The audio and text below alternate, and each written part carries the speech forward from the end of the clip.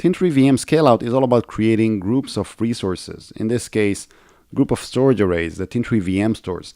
And here we're on the Tintri Global Center's pools page, where we can see that we have one pool called Production Pool that has 5 VM stores and about 1,700 virtual machines.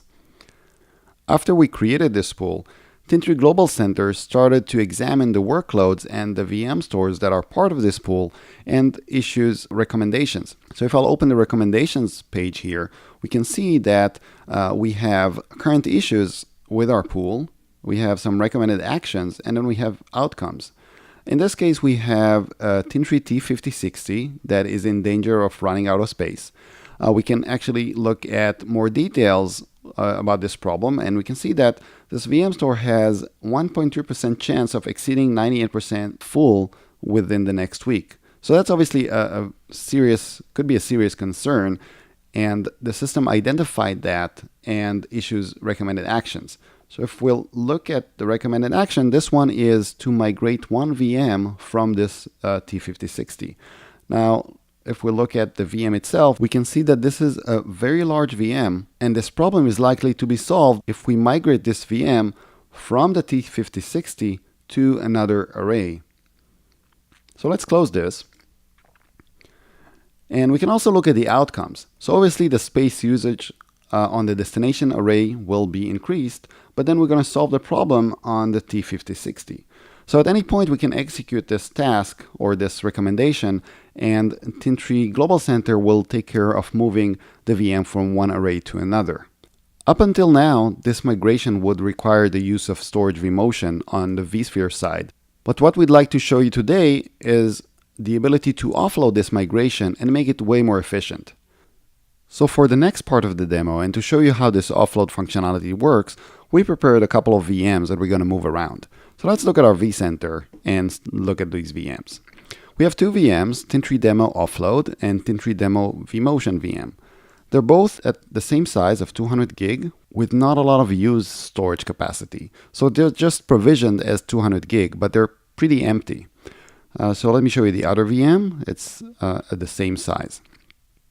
So what we're going to do now is we're going to trigger storage vMotion on vCenter in order to move this VM to another data store. So let me migrate, change data store. In this case, we're going to choose another Tintri array. And I'm going to move this with just using storage vMotion. Now, while this is happening, I want to show you what happens at the array level. So storage vMotion is not really efficient. And what we can see now is that this vMotion VM that we just started to migrate sees a lot of reads, right? A lot of read IOPS for this VM because vSphere, the ESX host, actually has to read the entire provisioned space of this VM, in this case 200 gig, in order to move it from one data store to another. Now this is very inefficient because there's not a lot of use space in this VM. In this case, almost nothing. So let's see how the Tintri VM Scaleout moves a VM. So we have the second VM, which is this Tintri Demo Offload, which we're going to move from this San Francisco VM store to the Dallas VM store. Dallas VM store doesn't have any VMs right now. So let's go back and go to our Tintri Global Center and execute this scale-out recommendation.